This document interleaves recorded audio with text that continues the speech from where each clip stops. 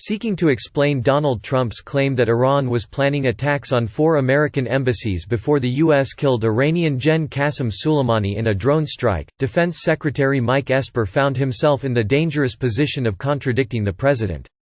Asked on CBS's Face the Nation if there had been a specific or tangible threat, Esper said, "I didn't see one with regard to 4 embassies." Trump's claim on Fox News on Friday prompted fierce criticism from members of Congress who were not briefed before the strike and who say such a threat was not mentioned in a classified briefing on Wednesday. On Sunday, Esper added, "What I'm saying is I share the president's view that, probably, my expectation was that they were going to go after our embassies. We had information that there was going to be an attack within a matter of days that would be broad in scale, in other words more than one country, and that it would be bigger than previous attacks, likely going to take us into open hostilities with Iran.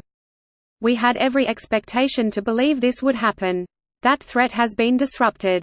Soleimani was killed by a drone strike at Baghdad airport on 3 January. Iran responded with missile strikes on U.S. bases in Iraq. It has also admitted accidentally shooting down a Ukrainian airliner over Tehran, killing 176 people. Esper later appeared to row back, telling CNN's State of the Union, "What the president said with regard to the 4 embassies is what I believe as well. There was intelligence that there was an intent to target the U.S. Embassy in Baghdad," he said.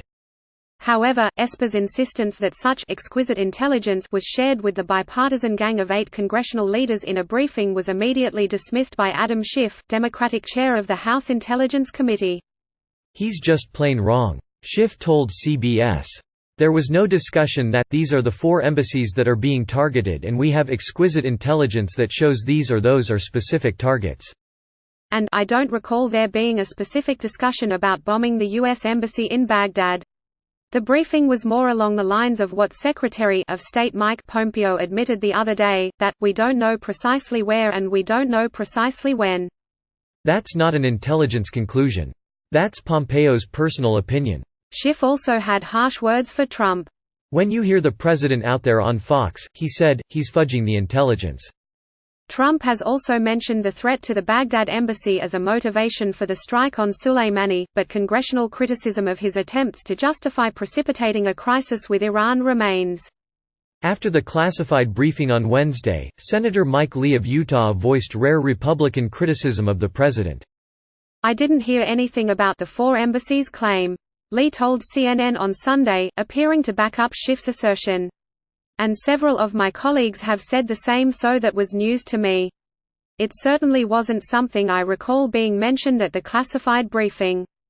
Pompeo has claimed Congress was briefed fully on the rationale for the strike on Soleimani, the most perilous chapter so far in Trump's 3 years in office, according to a detailed chronology of the crisis published by The New York Times on Saturday. "I'm sure there was a mention of at least one embassy in that briefing," Lee said, "because there had been an attack on one of our embassies in Baghdad, by pro-Iranian militia leading up to the strike on Soleimani." Asked if he agreed with the former Republican now independent Congressman Justin Amash, that Trump was guilty of an abuse of his power in ordering the strike without informing Congress, Lee said he did not doubt there was an imminent attack, but it's frustrating not to get the details of the intelligence behind it. The Kentucky Senator Rand Paul was more blunt than his fellow Republican on NBC's Meet the Press, claiming Pompeo had given contradictory information. "We've heard from the Secretary of State that they don't know where or when, but it was imminent," Paul said. "He thinks he can square the circle, but to me it seems pretty inconsistent." Robert O'Brien, Trump's national security advisor, parroted the exquisite intelligence talking point.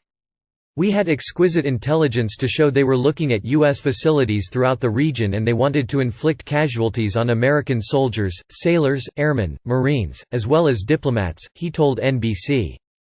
"The threat was imminent, I saw the evidence," O'Brien added, declining to elaborate because he said the information was classified. Pressed on his definition of imminent, he said, "Soon, quickly." On ABC's This Week, Democratic House Speaker Nancy Pelosi accepted Iran had malignant intentions towards the U.S. but questioned the president's handling of the crisis.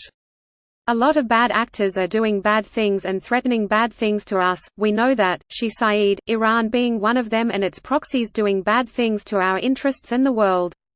But how do we deal with that in a way that calms rather than escalates?" Trump, meanwhile, continued to seek to capitalize on protests in Iran which broke out after the regime admitted shooting down the airliner. To the leaders of Iran, the president tweeted, "Do not kill your protesters. Thousands have already been killed or imprisoned by you, and the world is watching.